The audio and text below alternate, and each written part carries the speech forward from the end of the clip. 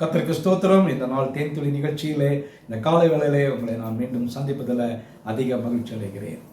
நாம் ஆசீர்வாதத்தை சுதந்திரித்துக் கொள்ள பெறத்தக்கதான மக்களாக இருக்கிறோம். நம்முடைய தேவன் நம்மை ஆசீர்வதிக்க வல்லவராக இருக்கிறார். வேத வசனங்களை நாம் சில நாட்களாக பார்த்து கொண்டு இருக்கிறோம்.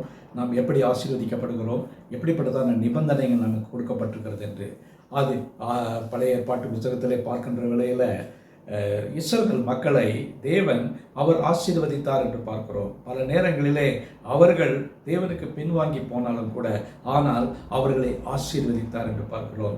இந்த நேரத்தில் கூட யாத்திராம் புத்தகம் 23ஆம் அதிகாரத்தில் ஒரு சில வசனங்களில் இப்படியாக சொல்லப்படுகிறது. நீங்கள் இப்படியெல்லாம் செய்ய வேண்டும், இவைகளெல்லாம் ஆசரிக்க வேண்டும், இவர்களுக்கெல்லாம் எதிர்த்து நிற்க வேண்டும், விக்கிரக ஆராதனை விட்டு விலகி இருக்க வேண்டும் என்று சொல்லிவிட்டு அவர் ஒரு நிபந்தனையை கொடுக்கிறார். அது என்னவென்று சொன்னால், நம்முடைய தேவன் அவர் ஒருவருக்கு மட்டுமே நாம் சேவை செய்ய வேண்டும், அவரை மட்டுமே ஆராதிக்க வேண்டும். வேறே தேவர்களை நாம் ஆராதிக்கக்கூடாது, மற்ற காரியங்களிலே நாம் ஈடுபடாமல் நம்முடைய தேவன் ஒருவரே, அவரை மட்டுமே சேவிக்க வேண்டும் என்று சொல்லப்பட்டிருக்கிறது. இதற்கு ஒரு வசனத்தை படிக்கிறேன். 25வது வசனம், 23, 25. உங்கள் தேவனாக கர்த்தரையே சேவிக்க கடவீர்கள், அவர் உன் அப்பத்தையும் தண்ணீரையும் ஆசீர்வதிப்பார், வியாதியை உன்னிலிருந்து நீக்குவார். பாருங்க, மிக அழகான ஒரு வாக்குத்தத்தத்தை கொடுத்திருக்கார். உன் அப்பத்தையும் உன் தண்ணீரையும் ஆசீர்வதிப்பார், உன் வியாதியை உன்னிலிருந்து நீக்குவார். கிறிஸ்துவுக்குள் பிரியமானவர்களே, இந்த வசனத்தை நீங்கள் கேட்கிறீங்க.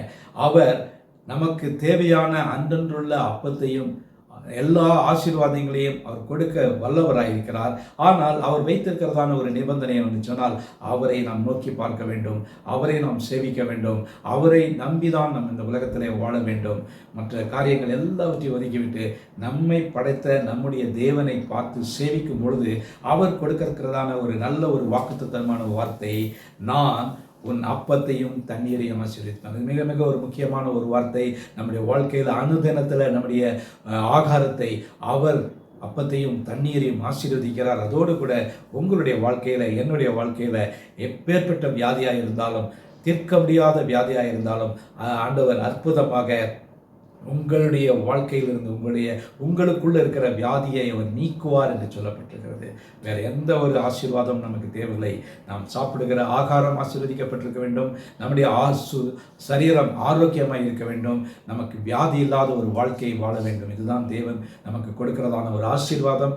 இந்த ஆசீர்வாதத்தை இந்த நாளிலே நாம் சுதந்திரித்து பெற்றுக்கொள்ள வேண்டும். நல்ல ஆண்டவரே, நன்றியோடு துதிக்கிறோம். நீர் ஒருவரே தேவன்.